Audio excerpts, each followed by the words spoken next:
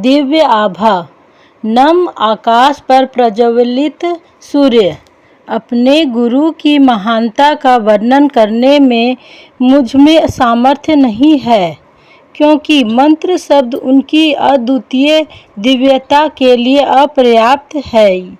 यद्यपि उनकी आज्ञा से आदर और प्रेम से भरे हुए कुछ शब्द में उन्होंने अपनी कृपा से हमें कैसे धन्य करा है, यह अनुभव आपके साथ बांट रही हूँ। जीवन के अस्तित्व का मार्ग मोक्ष प्राप्ति की कामना के समान है। जो अपने जीवन की बागडोर अपने गुरु को समर्पित कर देते हैं, उनके लिए यह सरल हो जाता है। वास्तव में हम मार्गदर्शक न होकर केवल अनुयायी हैं। मेरा जन्म एक जट सिख परिवार में हुआ था। मेरे परिवार में आनंद, सुख, समृद्धि, शिक्षा और अनुशासन किसी का अभाव नहीं था। अपने बचपन से मैं अपने दादा से बहुत प्रभावित रही हूँ, जो सदा धर्म और ईश्वर में विश्वास रखते आए हैं। सनेश ने एक दिन गुरु की महिमा प्राप्त करने का विचार मेरे मन में बस गया। मेरा विवाह भी एक जट सिख परिवार में हुआ। मेरे पति 3 कन्याओं के बाद परिवार में आए थे। इस कारण उन्हें अत्यधिक स्नेह प्राप्त हुआ और उनकी आदतें बिगड़ गई। उनकी सब मांगें पूरी कर दी जाती थी। मद्यपान उनकी सबसे बड़ी समस्या थी, जिसके कारण वह परिवार की अपेक्षा करते थे और स्वयं कोई उत्तरदायित्व उठाने को तैयार नहीं थे। हर लड़की का स्वप्न सुखी दाम्पत्य जीवन होता है और मैं कोई अपवाद नहीं थी। पर जब परिवार का पालक ही नशे में डूबा रहे, किसी के वश में कुछ नहीं रहता।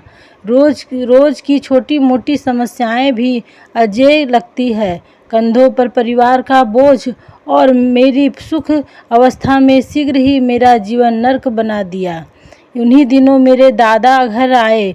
मेरे अंदर ठहरा हुआ दुखों का बांध मानो टूट गया और उन्हें विश्वास हो गया कि मेरी सहायता होनी चाहिए। मैंने भीगी आंखों से उन्हें बताया कि मुझे पूर्ण गुरु की आवश्यकता है। हम अपने नश्वर शरीर और मन के लगातार प्रयत्नों से भी गुरु के पास नहीं पहुंच सकते, जब तक हम उनके निर्देशित मार्ग पर चलने को तत्पर नहीं हैं। ऐसी अवस्था आने पर गुरु स्वयं हमें अपने समीप बुलाने का सहज मार्ग निकालते हैं। थोड़े समय के बाद मेरी माँ मुझे गुरुजी के पास ले गई।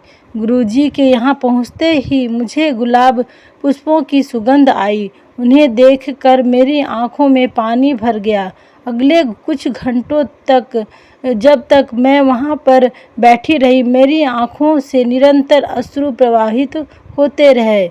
उस समय दर्शन के बाद जब भी मेरी गुरुजी से भेंट होती थी, तब मैं अपनी भावनाओं पर नियंत्रण नहीं कर पाती थी।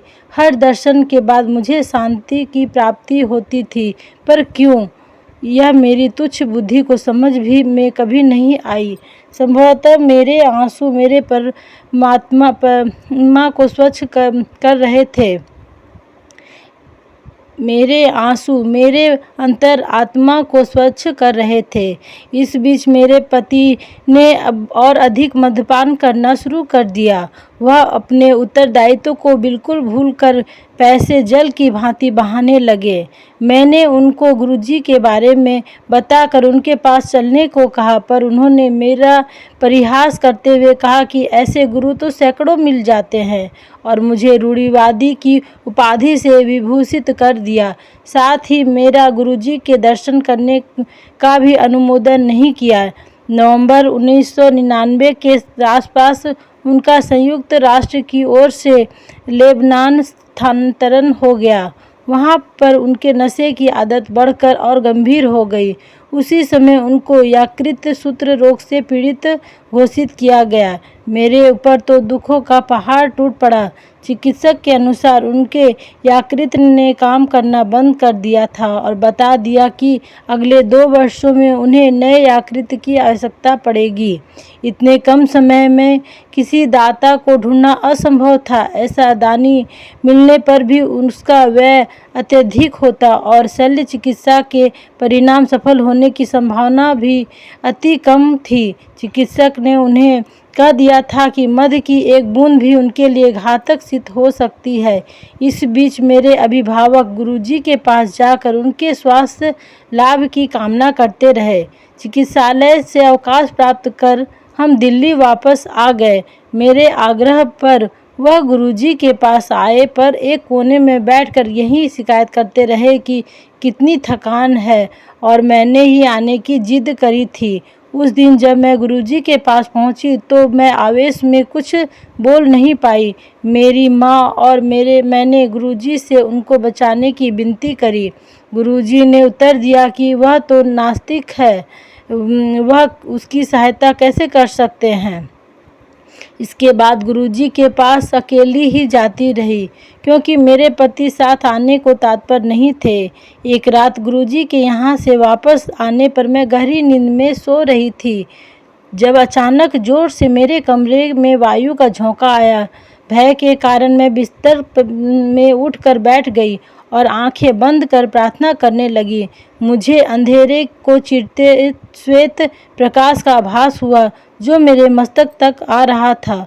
उस श्वेत प्रकाश के मध्य में गुरुजी की आकृति थी। उन्होंने कहा कि वह अब मेरे पति को ठीक करेंगे। अगले 15-20 मिनट तक शल्य कक्षों के समान गंध आती रही।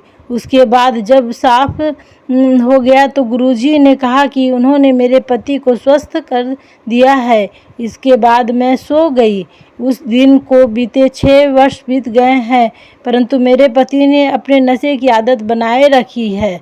मेरे परिवार वाले और मैं विस्मित हैं कि चिकित्सकों के कथन के विपरीत उनका स्वास्थ्य बना हुआ है और गुरुजी कैसे उनकी दिन रात देखरेख कर रहे हैं। मेरे पति भी गुरुजी द्वारा दिए गए जीवन दान के लिए उनके आभारी हैं। इस संसार के समस्त ग्रंथों के अनुसार मनुष्य के जीवन से पूर्व ही उनकी मृत्यु की तिथि का निर्धारण हो जाता है और कोई भी उसे एक श्वास अधिक या कम नहीं कर सकता, परंतु उसके कर्मों की समाप्त करने का सामर्थ्य केवल सर्वोच्च सृजनकर्ता के पास है। एकमात्र गुरुजी ही ब्रह्मांड के संचालक हैं। वह सर्वश्रेष्ठ शक्ति हैं, जिन्होंने मेरे जीवन की गाथा को पुनः लिखा है। मैं और मेरे परिवार वालों ने अनेक बार गुरुजी से सहायता की पुकार लगाई है और यह अनुभव किया है कि अचानक ही सब कुछ ठीक हो गया है, जैसे किसी ने कोई जादुई छड़ी घुमा दी हो। एक बार मुझे गुरुजी के पास अपनी आधा दर्जन से अधिक सहेलियों को ले जाने का संयोग प्राप्त हुआ। उनसे मैं गुरुजी के गुणों का वर्णन करती आई थी। अपनी संकीर्ण विचारधारा के अनुसार मैंने उनसे गुरुजी से कुछ नहीं मांगने का निवेदन किया था, यद्यपि यह मेरे आचरण के प्रतिकूल था। गुरुजी के चरण स्पर्श करते समय उन्होंने मेरे मन के भाव पढ़ते हुए बताया कि उन सब ने उनसे कुछ न कुछ विनती करी थी। उन्होंने सबकी मनोकामना पूर्ण कर दी थी। उनके पास से कोई भी खाली हाथ नहीं लौटता है। व्यापारी को समृद्धि, रोगी को स्वास्थ्य लाभ, विद्यार्थी को विद्या आदि कुछ को उनके आशीष का आभास हो जाता है। शेष अनभिज्ञ रहते हैं। उनके स्नेह की कोई सीमा नहीं है। आस्तिक या नास्तिक सबको उनकी दया प्राप्त होती है। उनकी कोई मांग नहीं है, वह कोई आश्वासन नहीं लेते हैं, पर उनकी दिव्य अभिभूति धीरे धीरे आपको परिवर्तित कर देती है। प्रतिदिन याचक अपने दुख लेकर उनके दर्शन के लिए आते हैं और उनकी कृपा उन मेघों से ढके हुए नम आकाश को चीरकर चमकते हुए सूर्य की भांति बरसती है। जय गुरुजी, शुक्राना गुरुजी।